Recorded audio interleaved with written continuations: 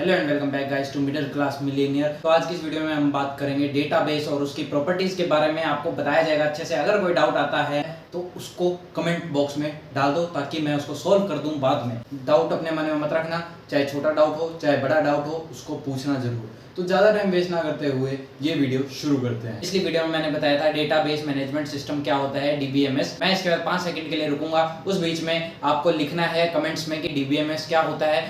DBMS एक तरह का सॉफ्टवेयर होता है जिसमें हम अपना डेटा डालते हैं, और उसमें इसलिए डालते हैं क्योंकि उसमें डेटा की इंटीग्रिटी जो है वो सेफ रहती है। मतलब डेटा जो है एकदम पवित्र रहता है। मतलब उसका कहने का मतलब ये है कि यदि डीबीएमएस में कोई भी हम चेंज करते हैं तो डेटा की इंटीग्रिटी खराब नहीं होनी चाहिए। डेटा जैसा है वैसा ही रहना चाहिए सिवाय उस वैल्यू के जो हमने चेंज किया है, अगर हम कुछ भी करते हैं तो।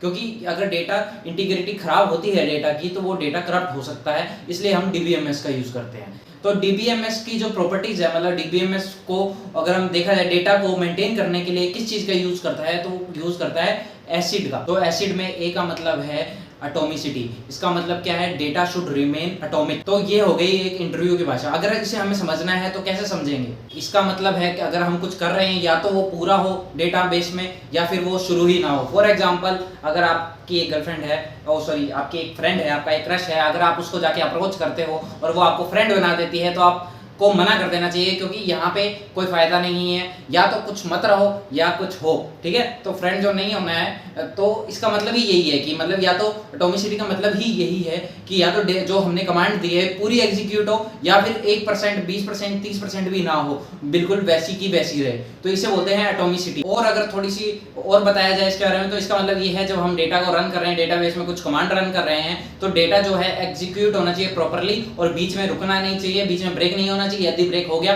तो डेटा जैसा पहले था वैसा ही रहना चाहिए, वो बीच का जो भी हुआ है वो सारा नल हो जाए, ऐसा कुछ।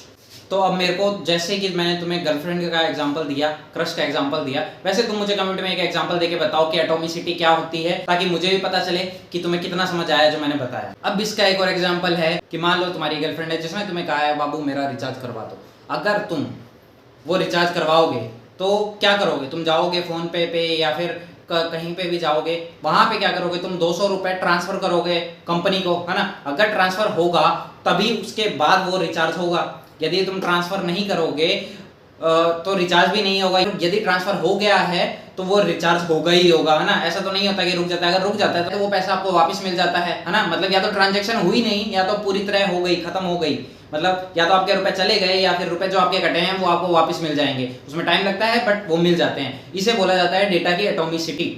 फिर एसिड में सी का मतलब क्या होता है, सी का मतलब होता है कंसिस्टेंसी। मतलब कि डेटा शुड रिमेन प्रिजर्व। मतलब क्या है इसका, कि डेटा जो है वो चलता रहना चाहिए। फॉर एग्जांपल, आपके पिताजी के अकाउंट में 1000 रुपए, उसमें से आपने 500 रुपए लिए हैं, और वो 500 रुपए में से आपने 250 अपने किसी दोस्त को दे दिए उधार, है ना। उधार देना नहीं चाहिए क्योंकि वो वापस नहीं मिलता है। उधार मांगने वाला है एक बार गिरता है, जिसने उधार दिया है ना वो उसके बाद जिंदगी भर गिरता रहता है, भाई पैसे तो दे दे, भाई पैसे तो दे दे। हाँ, तो बैक टू टॉपिक, 1000 रुपए लिए, उसमें से 500 रुपए आपके पिताजी ने आपको भेजे, वो 500 में से 250 आपने उधर भेजे। तो अब ये कंसिस्टेंट है कि वहां से रुपए गए, प्लस में अब आपके पिताजी के अकाउंट में वैल्यू कितनी रह गई, 500 रुपए। आपके अकाउंट में कितनी रह गई, 250 रुपए। आपके फ्रेंड के अकाउंट में कितनी हो गई, 250। तो यहाँ डेटा कंसिस्टेंट है, कोई ब्रेक नहीं हो रहा है, कहीं से भी कुछ टूट नहीं रहा है कि आपने 250 भेजे तो वहाँ 300 चले गए, आपके वाले में 250 के 250 रह गए, या फिर आपके 250 कट गए वहाँ 250 नहीं पहुंचे। ऐसा कुछ नहीं हो रहा, कंसिस्टेंट है कि चले जा रहा है, जैसे आपने एग्जीक्यूट किया है उसी वे में चले जा रहा है। यदि नहीं गए तो कैंसिल हो गया, आपके रुपए वहीं के वहीं पड़े रहेंगे। यदि चले गए तो वहां पहुंच गए 200 रुपए, वहां पहुंच गए 250 रुपए, और आपके अकाउंट में से 250 रुपए कट गए। तो इसे बोलते हैं कंसिस्टेंट डेटा। मतलब डेटा कंसिस्टेंट होना चाहिए, बीच बीच में टूटना नहीं चाहिए। थोड़ा थोड़ा एटॉमिसिटी से मिलता है, बट ये एक प्रॉपर्टी है डीबीएमएस की। फिर एसिड में आता है आई। आई का मतलब क्या होता है, आइसोलेशन। आइसोलेशन मतलब ये है, मतलब कि आप डीबीएमएस में कोई कमांड दे रहे हो तो एक जो डेटा, दो आपने मान लो 2 डेटाबेस सिलेक्ट किए, तो एक डेटाबेस जब होगा, मतलब पहला जब डेटाबेस हुआ उसके बाद ही दूसरा डेटाबेस हो। मतलब सिंपल अगर मैं इसको करूं तो इसको ऐसे कह सकते हैं, यदि आपको किसी को 200 रुपए भेजने हैं तो पहले आपके वाले में से 200 रुपए कटेंगे, उसके बाद उसके वाले में 200 में पहुंचेंगे, है ना। आपके वाले में 500 में से 200 कटे, 300 बचेंगे। ये आपकी एक प्रोसेस कंप्लीट हो गई। उसके बाद अगले के अकाउंट में 0 रुपए थे, 200 गए, अब उसके अकाउंट में 200 रुपए हो गए। ये दूसरी प्रोसेस कंप्लीट हो गई। यानी दो प्रोसेस अलग अलग है और एक जो है दूसरे को अफेक्ट नहीं कर रही है, पहले ये खत्म होगी फिर ये खत्म होगी। इसकी डेफिनेशन ऐसी होगी, if we are running two different operation on two different database, one should not affect the operation of other database. मतलब कि दूसरे डेटाबेस का जो ऑपरेशन है उसको अफेक्ट नहीं करना चाहिए। अब एसिड मतलब तेजाब में से सिर्फ एक चीज बची है, वो है डी, ACID, डी बचा है। डी का मतलब होता है ड्यूरेबिलिटी। ड्यूरेबिलिटी क्या होता है? ड्यूरेबिलिटी का मतलब ये होता है कि जब आपने कोई चीज रन कर दी, कोई कमांड दे दी, तो जब वो रन होती है और वो कंप्लीट हो जाती है, मतलब आपने कुछ डेटाबेस में कुछ चेंज करना है या फिर फॉर एग्जाम्पल यदि आपने अपनी गर्लफ्रेंड को कह दिया कि हाँ भैया अब हम ब्रेकअप कर रहे हैं, तो वो परमानेंट होना चाहिए, वो चेंज नहीं हो सकता। इसको हम अपनी टेक्निकल भाषा में कहें कि अगर आपने एक डेटाबेस में कोई कमांड रन कर दी है,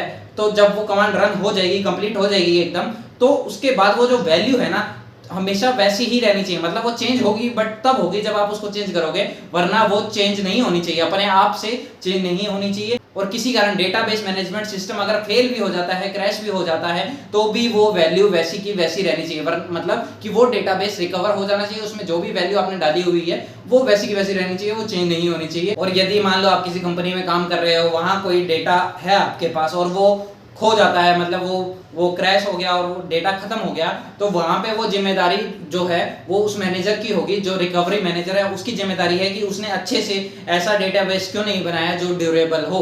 DBMS का एक और चीज ये होता है कि जब भी हम कोई चेंज करते हैं, हर बार हमको कमिट कमांड का यूज करना पड़ता है, बिना उसके कोई भी चेंज नहीं होता है कि हमें कमिट करना है। फॉर एग्जाम्पल आपको एक रिलेशनशिप में कमिट करना है, मतलब आपने अब कमिट कर दिया, आप इसमें हमेशा के लिए पक्के जुड़ चुके हो, अब कोई पीछे नहीं जा सकते, इसलिए सोच समझ के कमिट करना। तो आज की वीडियो में इतना ही। उम्मीद करता हूं तुम्हें ये वीडियो पसंद आई और एसिड प्रॉपर्टीज का मतलब भी समझ में आया होगा। तो तेजाब का जो भी प्रॉपर्टीज है मैंने आपको समझाई है। आपको मैं एक टास्क दे रहा हूं ताकि आपको समझ भी आए, ताकि आपको याद रहे। अब एक काम करो, जो ये वीडियो जितनी तुमने देख ली, अब यहाँ पे क्या करना है, आपको कमेंट्स में जाना है और लिखना है ACID का मतलब क्या है। वापस से बता देता हूँ, एटॉमिसिटी, आइसोलेशन, C से हमारा कंसिस्टेंसी और D से ड्यूरेबिलिटी। ठीक है, तो ये वापस बता दिया, अब तुम्हें याद हो गया और नाम पता चल गया। अब वीडियो को देखना नहीं है, वीडियो को पॉज कर दो और कमेंट में जाओ, कमेंट में लिख दो कि हाँ एसिड का मतलब क्या होता है, और उसकी जो परिभाषा है ना अच्छे से मेरे को लिख के बताओ। मतलब कैसे लिखनी है कि आपको क्या समझ आया है जो मैंने समझाया अपनी लैंग्वेज में। ठीक है, चाहे हिंदी में लिख दो, अपनी लैंग्वेज में कुछ भी एग्जांपल कि मेरी GF ने मेरा काटा तो मैंने उसका काटा, कमिटमेंट, जो मर्जी लिखना है वो लिखो। मतलब ऐसे एग्जांपल दो कि मजा आ जाए। ठीक है, तो आज की वीडियो में इतना ही। उम्मीद करता हूँ ये वीडियो पसंद आई होगी। अगर ये वीडियो पसंद आई है तो इस चैनल को लाइक करो। ये डेटा साइंस का प्रोग्राम जो है वो चलता रहेगा और मैं बाद में इसको डिलीट कर दूंगा, क्योंकि यदि मैं डिलीट नहीं करूंगा, मैं थोड़ा सा तुमको डराऊंगा नहीं डिलीट का, तो तुम पढ़ने वाले हो नहीं, तो इनके नोट्स बना के रख लेना और नोट्स बनाने के बाद इसको अच्छे से देख लो। जब ये कोर्स पूरा हो जाएगा, ये सारा डिलीट करके फिर हम सिर्फ दोबारा से नया शुरू करेंगे, यानी ये पुरानी वीडियोस आपको नहीं मिलेगी। ठीक है, तो इसके नोट्स बनाओ अच्छे से और याद करो और मजे करो, डेटा साइंस को अच्छे से सीखो। और बाद में लास्ट में मैंने सोचा है कि जब ये पूरा पढ़ा दिया जाएगा तो हम एक चीज़ लॉन्च करेंगे जिसमें ये होगा कि आपने पढ़ लिया है सारा इंटरनेट से, आपको सर्टिफिकेट ही चाहिए ना, आपको सस्ते से सस्ते में मैं सर्टिफिकेट दिलाऊंगा, बट उसके लिए टेस्ट होगा, तो टेस्ट के लिए तुम्हें प्रिपेयर करना पड़ेगा। तो रोज़ ये वीडियोस देखो, मैं रोज़ कोशिश करूंगा लाने की आज से। आप रोज़ वीडियोस देखो, सब्सक्राइब करो चैनल को, शेयर करो इन वीडियोस को, ताकि मेरी भी कोई हेल्प हो। सिर्फ अपना अपना नहीं सोचना चाहिए, हमारा भी सोचना चाहिए। अगर आप बढ़ोगे तो मैं बढ़ूंगा, मैं बढ़ूंगा तो आप बढ़ोगे, है ना। तो मेरा भी थोड़ा बढ़ाओ, जितना पैसा आएगा उतना अच्छे से तुम्हें अच्छा यहाँ एक ब्लैक बोर्ड लगाना है, यहाँ पे मतलब ब्लैक बोर्ड नहीं लगाना, टीवी लगानी, जिसमें ऐसे करके पढ़ाऊंगा मैं भी, है ना। तो अच्छे से शेयर करो, इस चैनल को बढ़ाते हैं। तुम 6 महीने या 7 महीने के अंदर अंदर तुम डेटा साइंस के मास्टर बन जाओगे। तो बाय बाय, शब्बा खैर, जय हिंद, हैव ए